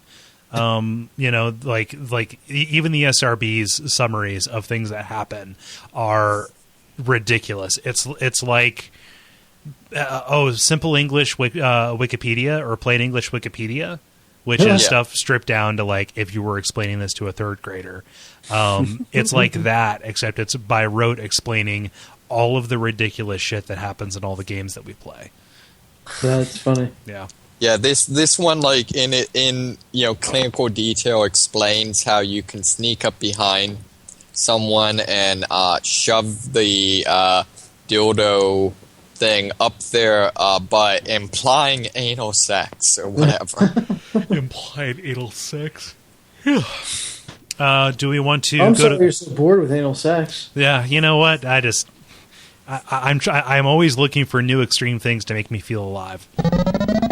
Multiplayer. Now it's time for the multiplayer. I apologize if we're going to be scooting through this real quick, but as you can see by looking at your iPhone or equivalent device, this is running kind of long. So the prompt that we put out was, what lost game from your childhood or long ago are you happiest is available through modern services, such as Good Old Games, Steam, PSN, XBlaw, or the good old App Store? Yeah. I will get us started out with Carlo on Facebook, who says, I thought I was going to lose the Heroes of Might and Magic series forever when I lost my disc. Discs. Discs. This guy? He meant to spell disco, yeah. Disc. He lost his disco, man. He lost his disco. Yeah. Yeah. Is that a GOG thing? Heroes of Might and Magic? Yeah. Those are all on GOG. Nice. Mm-hmm. David, how about Phil? Phil Holmes says, are remakes included? If so, I would have to say Bionic Commando Rearmed. I loved the original as a child, and the remake was amazing. If not, then I'd have to say Final Fantasy Tactics. Good call. I have a strange history with this game, and when I loaned my brother my copy, he returned my PS2 with the disc still inside. By then, it was no longer in stores. Oh wow, that's like finding $140 in your in your winter jacket pocket. Yeah. Mm-hmm. I guess I hadn't considered remakes. It seems like video games haven't jumped on that bandwagon the way Hollywood has yet. But just you wait. There's a slow trickle of updates and stuff. Well, HD remakes, like. Yeah, I guess I would kind of classify most of those as more under the category of like the GOG just. Oh, they're ports, yeah. Updated ports.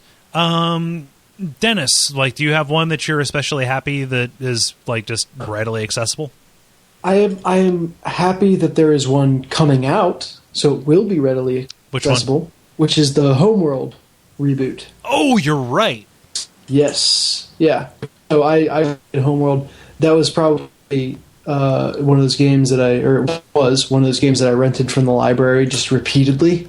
And it maxed out the capacities of my archaic computer. Mm-hmm. And looking forward to delving back into it. It actually, my died with that disc inside it.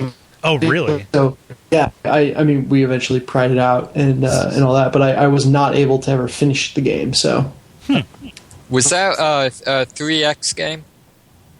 I do not know. No, you're thinking of 4X. No, that was it was a real time strategy game that was set in space, like you were commanding fighters and carriers. That's a hardcore game. That's really difficult.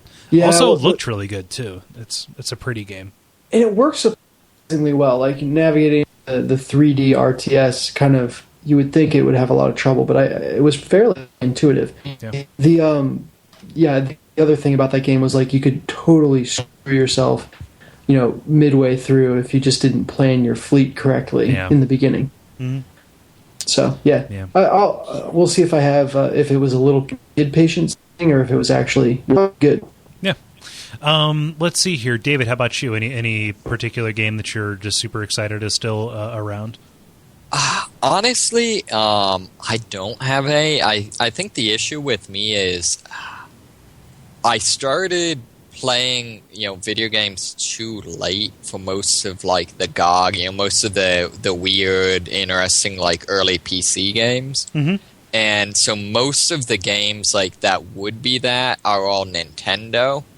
And I haven't bought any of Nintendo's modern systems, so even though a lot of them, I really, really want to play Earthbound, but I don't have a Wii U, and I probably never will. So it's effectively, it's dead to me, man. That's funny. Speaking of Earthbound, Ben, why don't you read what Nick says? Is it too obvious to say Earthbound? I'm just glad I don't have to emulate or keep an SNES around to play it now. I'm also really glad the Game Boy Color Zelda games and Link's Awakening DX are on the 3DS for similar reasons.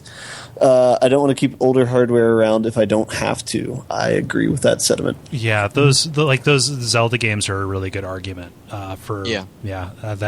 those are some of my favorites in the series. Like, I'll say that, and people will be like, "Really?" And like, yeah, like I think that I'd like those the best.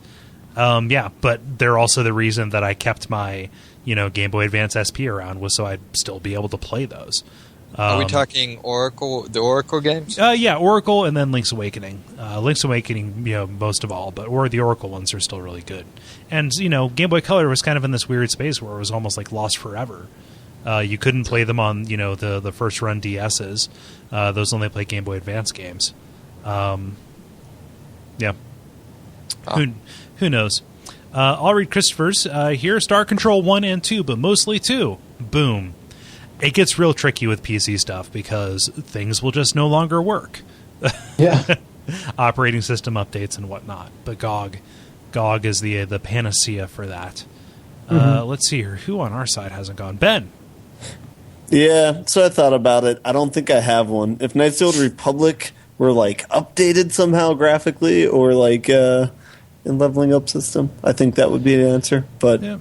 I mean, like that one's good by virtue of the fact that even if you can't get it on Xbox for less than several $100s, it's still on Steam for like $10. Yeah, like its consciousness has been uploaded to the internet, and therefore it will never die. Yeah, I just feel like either not enough time has passed, so I don't have enough nostalgia for it yet, or it just needs to be updated for me to be. Yeah, true. Updated to 4th edition rules. Oh, no. I'll do mine. Commander Keen. Like, that game was one that I loved back on, like, my family's original PC. Like, that was in the suite of shareware along with Wolfenstein 3D. Nice. Like, so it was shareware, so I only ever got to play, like, the first 4 levels of it. But I played it over and over again. And I think I heard it mentioned again on Video Games Hot Dog. Somebody on there mentioned Commander Keen. And I was like, I wonder. I looked up. It was like, boom, $5 or whatever it was on sale. It was like, this thing exists and I can run it on what it is. And I played it, and like I was immediately, 4 years old again, playing on our, playing up in the spare bedroom on the 25 hertz processor, Yeah, good time. Yeah, and I thought, like, this will never be able to, you could probably go on, like, Home of the Underdogs or something and get it. But, like, who wants to download that thing and then configure DOSBox? I like being able to just buy a thing off of a site for real. Somebody gets the money from it, and then I get to play it forever in perpetuity, until these services die. So, yeah. I still find myself, like, from time to time, like, I can't sleep at night. I'm, like, thinking, like, through, like, how do I need to time that jump to get to that one candy I could never get? Yeah, and it's like, and it's so kid friendly, right? Like, it wasn't made for kids, possibly, but like, just you are a kid who makes his own like science toys, and you're in alien worlds trying to collect candy, and you have like a ray gun and a pogo stick. That's so good. Man. And there are like 5 of them. It's so great. Hey, Dennis, what's Tim say? Tim says, I'm late, but I will put in my 2 cents anyway. Tim, for you, we're going to make an exception. You're special today, Tim. Monkey Island. The special edition releases of Monkey Island 1 and 2 are basically perfect. Switching between original and special edition graphics with the push of a button was brilliant. Yeah, agreed. That was a good idea. Yeah. I'm actually, maybe going to amend mine and say Monkey Island is a game I always wished I could play, that I couldn't, that now I can. So I'll allow that. Yeah. But that makes sense to me. Yeah, it does. And it was basically lost forever, like a bunch of LucasArts games. Now, really, the only ones that you can't really get a hold of are the really good ones, Day of the Tentacle, Full Throttle, and Grim Fandango. Like, is Day of the Tentacle really hard to get a hold of? Yeah. Well, because I know there was a copy of it talking about library gaming. I know there was a copy of it on my library. Huh. And then finally, we have one that came in via email. This is from Alan, who said, "I'm really glad the Punch-Out is on the Virtual Console. I was always borrowing or renting that game and never finished it. Now it is a good one for me to pick up when I'm watching the kids in their playroom until they want to play the Wii. That is, yeah, Nice. Virtual Console. It's fucking great. Punch-Out does look like a lot of fun, actually. Yeah, it is. It's going to have kids, Dad, stop playing your old-timey game. Stop playing your grandpa games. Their games are so lame, Dad. Oh. So thank you very much, everybody who responded to that. We really appreciate it. If you would like to participate in the conversation in the future, just watch our Facebook group. That's where most of it goes down. That's facebook.com/thelevelpodcast. And then there's Duckfeed.tv on Twitter. And then, there's contact at duckfeed.tv.biz/clownpenis.fart. No, it's duckfeed.tv/contact to do submissions and things like that. So yeah, let's take it home, guys. The credit. Sorry, I said take it home. I meant button it up. Can I button it up, Ben? I don't know. I'm focused on taking it home now. Oh, damn it! I didn't. Our every move is a new tradition. Okay, so thank you, everybody. We're going to keep the admin short just because this episode has been really long. Thank you for sticking around. Ratings and reviews on iTunes, those are really appreciated. Tell friends about the show. You're like, hey, you like video games. These guys talk about video games that you probably like. Point them to the backlog and all of that kind of stuff. Let's see here. Other big stuff. The Facebook, already mentioned that. We're just about to bump over to 50 likes, which will be pretty cool. So, that'll be nice. And the tip jar, Amazon. Not Amazon. Go to duckfeed.tv/tip jar. Use the Amazon link. We get a cut of that. People have been rocking that out recently, and that goes a long way to help cover the expenses of running the show and the network. So that is not unnoticed or unappreciated. It does make a substantial difference. Is there anything that I'm missing, fellas? I don't think so. Cool. So yeah, this has been Kole Ross at Kole Ross on Twitter. This has been Dennis Furia at DFuria on Twitter. This has been David Mysmith at MoneySmith777 on Twitter. This is Ben Merkel at Merkelizer on Twitter. Cool. Thank you so much for listening, everybody. And just, watch out for that spider. It's right behind you. Oh, God. Ah! Oh, God.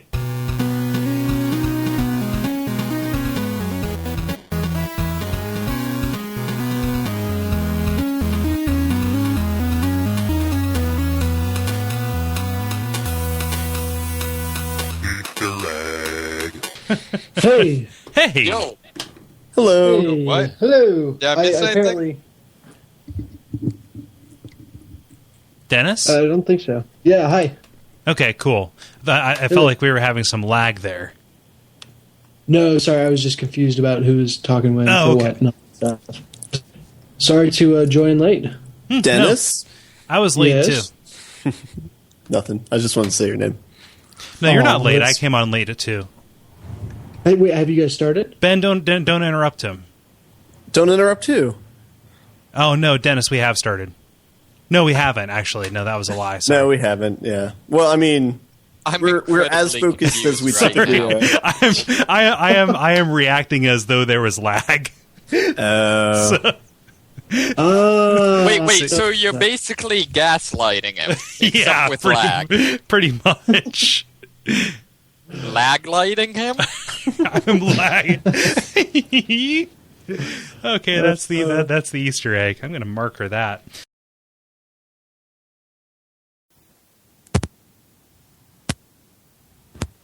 Is somebody having connection problems? Is somebody fiddling with their microphone? David, I'm looking at you. That could be me. Yeah. He's looking southward right now. Yes. I have Post-its on the walls marking where each of you are, so I can give disapproving glances. All right. I will all right, now that they're out of here, we can spoil some stuff about Mass Effect 3. Yeah. All right. So yeah, it was terrible. First, let me preamble and say okay. This is tacked on to the end of the episode, unless it becomes a 4-hour thing. So all spoilers for Mass Effect 3 are off. Yeah. Or on? What? I don't... Yeah. Spoiler warning is on, I suppose. Yeah, there we go. Yeah. Things will be spoiled. All right. Okay. So Morden dies. Yeah, that was where stuff started becoming unacceptable for me.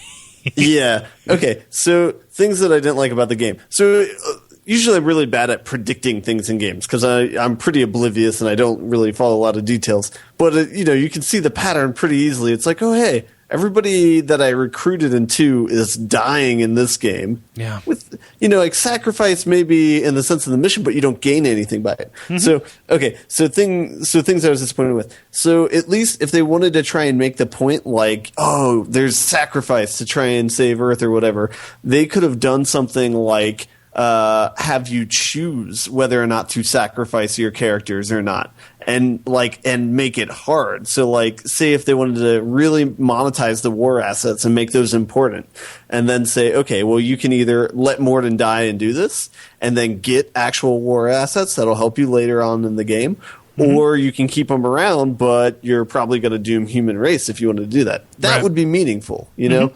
And that would be a great tack on to Mass Effect 2 since you've already devoted all this time to caring about them. Yep. But since they give you no choice in the game and they're just killing off all these characters, seemingly only for emotional appeal or maybe to reinforce the idea of the theme of sacrifice. It is like and every other 90-minute reminder, somebody saying, hey, remember, shit's real.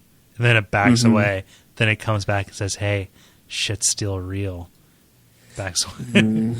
Yeah, but I mean, they die. It gets to the point where they just die in hokey ways, and that it gets to the point where that people are going to die really early on. Once you do the Miranda mission, it's like, oh, she's going to die since everybody else has died in their story mission. I think I forget. Does Jack die? She sticks around, right? Her mission is her living on to train those kids, to run the Biotic Academy. I did not have Jax because it was not progressive with my Mass Effect 2 storyline. So half the people were dead. Thane was dead. Rex was dead. Jax was dead. What? I know. It was upsetting. You're saying Jax like the Mortal Kombat character with the metal arms.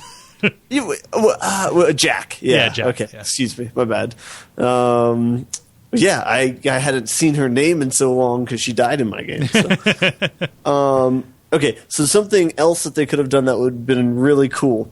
Towards the end, where you're going towards the Elusive Man, and you're starting to see videos of him wanting to have an operation performed, which turns out to be the indoctrination or whatever. I thought it would have been so much better if the twist was that you are the Elusive Man, and they just transplanted Shepard's identity onto him in order to save the galaxy or whatever. And then just set up the idea of the Elusive Man being evil to motivate Shepard even further, and that being his way of being pro-humanist all the time, but then still actually saving the galaxy. But so who would be the person that orchestrated that? It would have been him. So you would be the Elusive Man essentially in the third game, but with a implanted identity of Shepard from what they salvaged of him. Huh.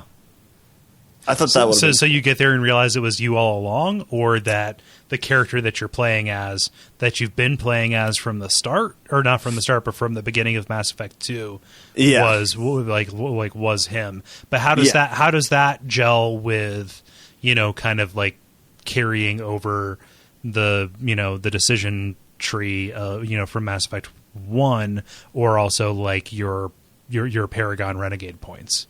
That would indicate that it was the same person.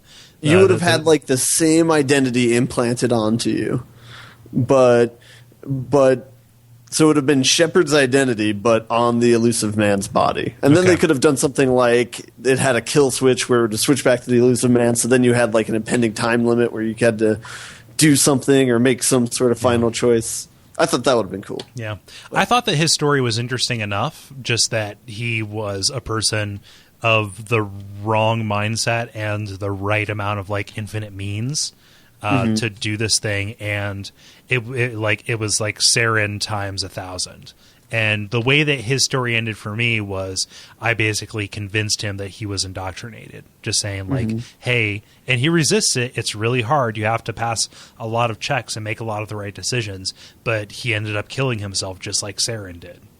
Okay. Yeah. See, I mean, because I guess I didn't have the Paragon built up because it's only 1 game's worth instead of 3 games worth. So basically the argument is, like, you are pro-human because you don't want, humanity to be slave to anything. Yet here you are acting as a puppet and selling out your own race. In order to do this. Look at everything you sacrificed, just to ensure that we are going to be wiped out. And then just kind of like doing something to make that to make that guilt, come crashing down. Yeah. I was also really disappointed with the was it Kyle or the Kyle. So what's irritating about him is, like, that's a character from the novels, and when he's introduced, it's just supposed to be like, oh, that bastard from this book that, like, I didn't read, because even though I'm a huge nerd, I'm not that big of a nerd. I have my limits. Yeah. Comic books. Yeah. Right, no, but just kind of like that. That's a bit of a leap, right? Provide some context for why I'm supposed to hate this dude. Well, also, it's like, I'm not interested in space ninjas, man. Like, yeah. It seems like they could come up with something better than that. Like, was it Sauron? Sauron from the first one? Saren? Yeah. Saren? Yeah. Like, he was a good character. That was, I thought he was fine. Yeah, he was fine. But you have, like, Reapers. Like, you don't need, I don't know. Yeah. What did you think of, like, the endings? Okay, so and then here's kind of my beef with the ending of the game is they combined the ending of God of War 3 and Deus Ex 3, where it's you have like a kid that's shown throughout the game who happens to be like the answer, the key to the problem at the end of the game, and then you also have a 3-choice system that doesn't matter. That absolutely doesn't matter. It's like pick your cutscene to watch at the end, and it's like I am not. That's like the least interesting way to end the game. Yeah. So I liked the consequences of the things that you did. I forget ultimately what they were, but like one of the options was, you can basically blow up the Citadel and kill countless millions of people. Or you can fire the relay, and then basically what happens is all the other relays blow up. And you'd isolate people. Yeah, and basically go back to the way things were before, basically getting rid of all intergalactic travel, and denying any Reapers that are out there a way to get to where they were, because the beacons were put out, not the beacons, but the relays were put out as a way to mainline them to whatever was the center of civilization, which is the Citadel. And then there was a third one, which was, okay, we need to resolve this once and for all by melding all synthetics and organics, which ends up being the arc conflict of the entire thing. But all of it kind of played out the same, which is the Normandy crashes, and then people walk out and look up confused, and then that's it. So you have to play out the consequences of that in your head. Granted, I never played it after they patched the ending, so that may be different. Okay. They may provide more context for how the Normandy got to where it was from the siege at Earth, Yeah. Well, okay, so which ending did you choose? I think I ended up picking the red one. I forget whatever it was. So I beat it, and then I immediately went and looked at the YouTubes for all of the endings. Gotcha. So it just kind of like I never internalized which one I ultimately went to. Okay. Which one did you do?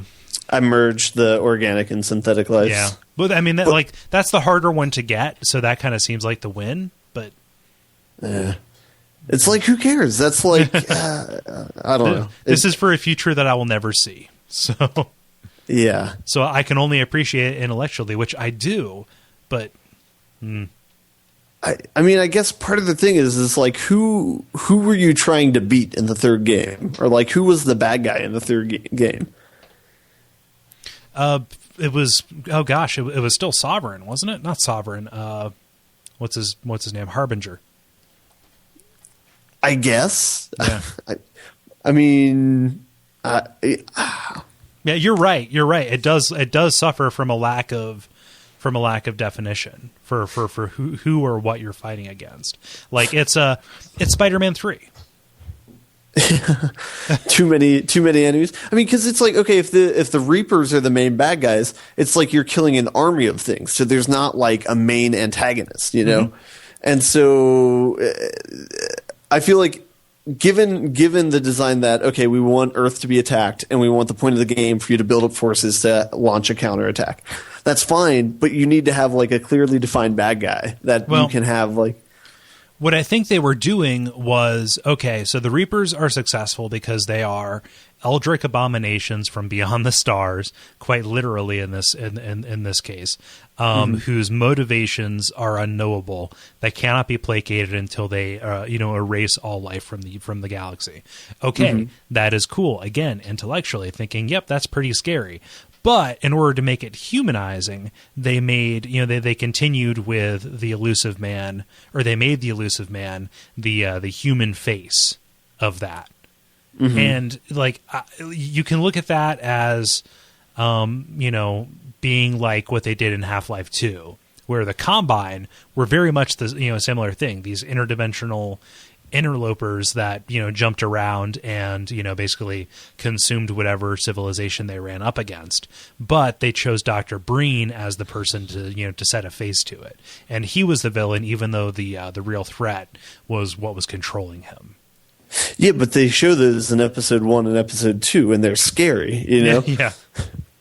They're greedy, lazy sacks that like brains. Yeah. Man, I want them to finish that story so bad. Yeah, but you see what the Reapers are, but the Reapers are just spaceship monsters. Yeah. So and like I know with their design, like I feel like it's all like scary on paper, but none of it's really that scary in execution. Right. So like all the monsters are like abominations of what the original alien races Which are. is cool. I like that. Yeah, that's cool on paper, but it's like you fight them and it's just like, oh, fighting another wave of whatever. Yeah. I'm gonna shoot it till it goes down. Not that scary. Like match that with like the fighting system in The Last of Us that you've played so far. So much more visceral when you play that game, right? Yeah. I don't know if that's a scale thing or what, but yeah. I don't know. Yeah. Oh well. Sorry. That was just bumming me out. I wanted to vent.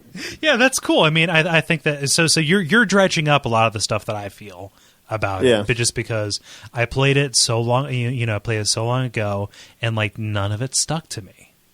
Yeah. Man, I don't know. I'm trying to think if like it was a product of the second game and their choice of making it be, well, you can have everybody or you can have nobody, but like.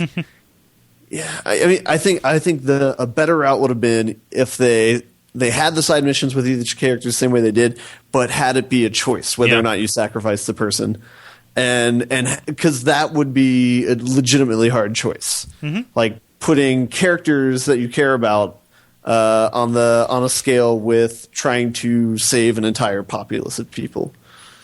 Like, yeah, I don't know. Yeah, maybe either just make a selfish choice or not.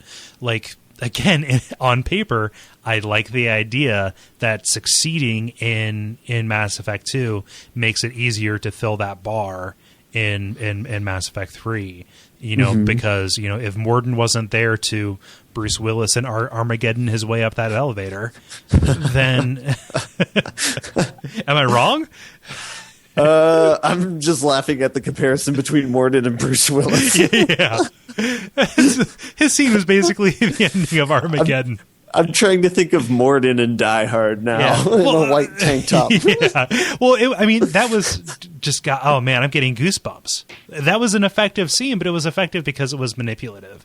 Like I'm thinking like him going up that elevator and humming "I Am the Very Model of a Scientist Solarian." Like, him doing Pirates of Penzance as he goes to his death, like cheerfully and, still like completely wired as he usually is, but resolute that he's served his purpose. That is incredibly affecting. and I like that was the scene. I wish that they would have given you agency over it, like they, like the rest of the series has been predicated on. Yeah. Can we make a shot for shot remake of Die Hard with Morden in it? Just do like a super cut. Oh man. Yeah, so I'm happy I got a chance to talk about that. Yeah, likewise. Yeah. Oh well. All right. Just Last of Us update. What city are you in? Like I said, I'm still like looking for the guy who makes traps. Okay, gotcha. Who has a car? So it's still very much near the beginning. Gotcha. I sit down, I fire up my PlayStation 3, and then I always end up back in Final Fantasy 7. So, yeah, I know. Fair enough. Yeah, but I'm almost done with it.